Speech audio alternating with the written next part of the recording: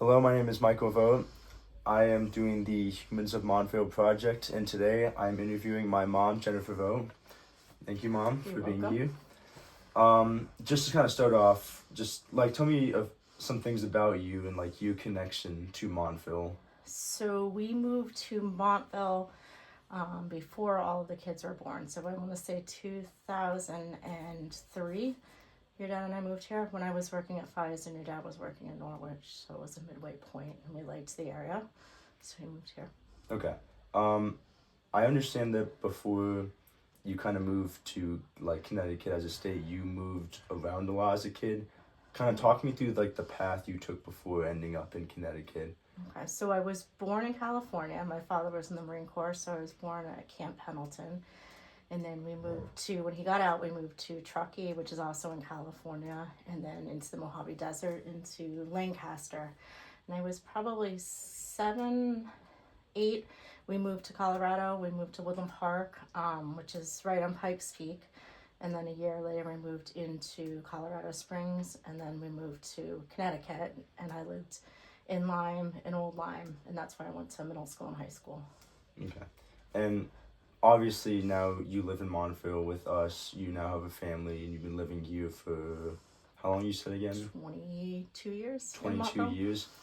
How does that how did that change sort of feel going from moving around so much to settling down and permanently kind of finding a place to call your home? So for me, it was really nice to move into one spot and not move because I moved around so much as a kid. When I went to college, that was probably the longest period of time we had been in any one spot. So when we decided to move, I just didn't want to keep moving. My husband is from Groton in New London area, and he lived in the same house growing up, so it was a little bit different for him. For me, I was ready to be in one spot. Yeah, and I get that. Um, Obviously when you moved here, you had in mind, us, you kids, what was best for them. Was there sort of any fears when you moved to Montville of things that you weren't certain were going to be good for us, or you weren't certain were going to really be beneficial to us growing up? So the school system, when we were looking to move, and we weren't even pregnant with Rafe yet, which is the oldest, it was comparable to where we were up in Griswold, as far as the academics and the rest of that goes. And so we were looking to move somewhere that was midway between, where we were working at the time, because I was working at Pfizer as a 45-minute commute up to Griswold. So we weren't too concerned about that. So kind of shifting gears, you coached youth soccer here. Obviously, you coached me. What kind of brought you towards wanting to coach youth soccer? Was it just your kids, or was it sort of the community in general that brought you towards it? So I loved soccer growing up, and I wasn't able to play. We didn't have as many teams and coaches and things like that. So I knew when we started with you guys in the sports, and all of you started in soccer, they needed help coaching so that we could have the teams. So I decided that I would go ahead and coach that I was capable of coaching soccer for youth. And so, yeah, it was because they needed help. The community was great, and a lot of parents help. So, I co-coached mostly with one of your friends. Yeah. So you obviously felt like that brought you closer to the community. Yep.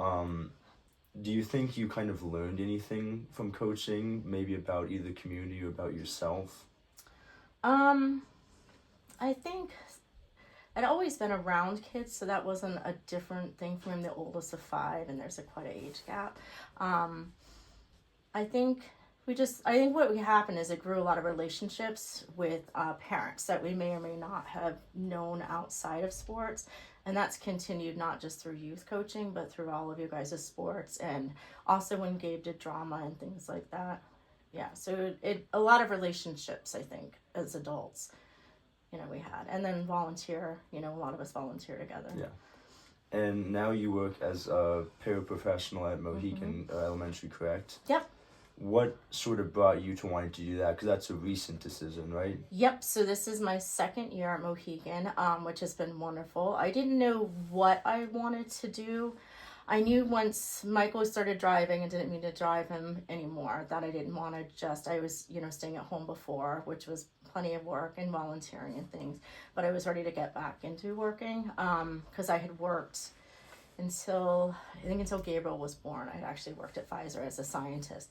So it's different because I hadn't been in the education system, since I was little. You guys were homeschooled until middle school.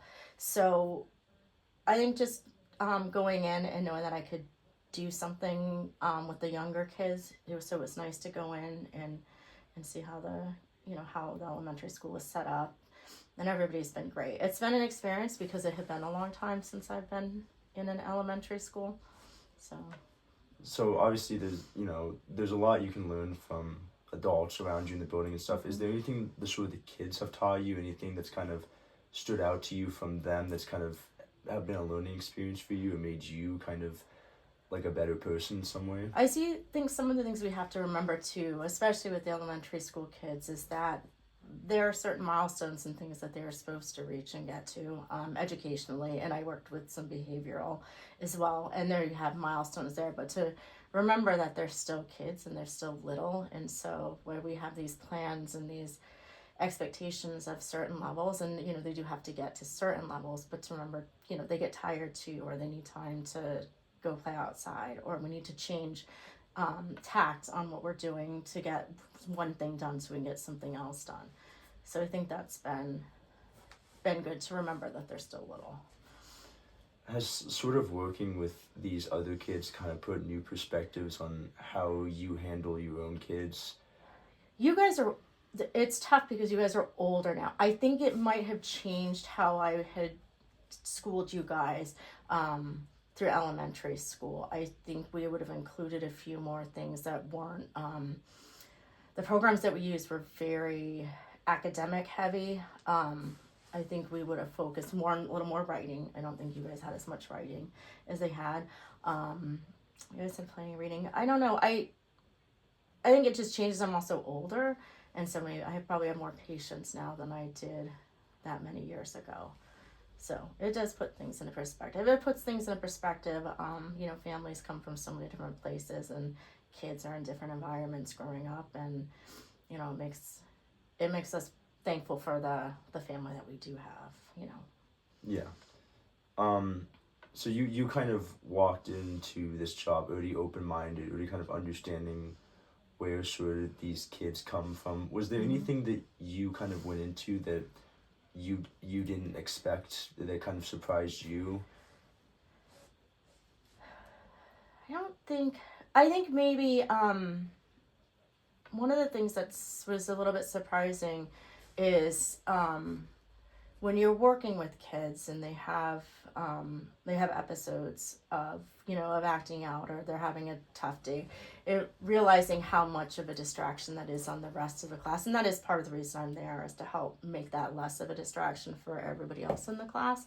So that was eye-opening for me. I don't think that's something that we saw going through school when I went to school as much. So it's good. There is more help for these kids than there was before. Yeah. So you worked in Pfizer for how many years? Let's see, I interned for 3 and then I worked there for 10. 10 years. Yeah. Is there sort of any, not very specific similarities, but sort of general similarities between working kind of in the conditions of Pfizer, between working in the conditions of sort of the elementary school? They're really different. When I was working at Pfizer, I did volunteer to do the SAM Jam, which is a science and math. So we took elementary school kids and did it, had them come through the lab safely and did experiments with them. And then there was a huge jamboree where we had a ton of schools come and do that. So that part of it's the same. Managing your time is probably the same. You have to manage the same amount of time, but it is different working with young kids. The goal is different. Obviously, when I was working, we were trying to get pharmaceutical drugs approved, so there was a process that had to get met. So kind of going back to your work with the kids, is there any kind of general, I guess, philosophy you work with when you're dealing with kids? Obviously all kids are different, but is there something that you feel applies to every kid that should work when sort of helping them be the best they could be? I think you have to give them time and know when to take them for a walk, or know when you have to move on from if they're doing a writing exercise and they're just not getting through that. I think all kids kind of have a point where you need to change to something else to give them the break to move on. The kids that I work with are right now are on the spectrum, and they're very different kids, so their needs are very different.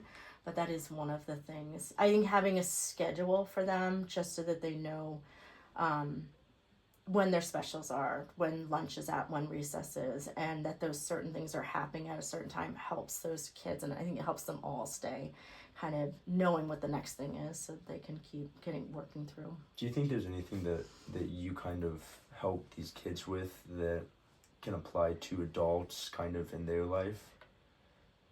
I think it's, I think knowing when you need to take a break and step away from something and come back to it is important. I think it helps them take a breath. I think a schedule for most people in some form works very well for most adults.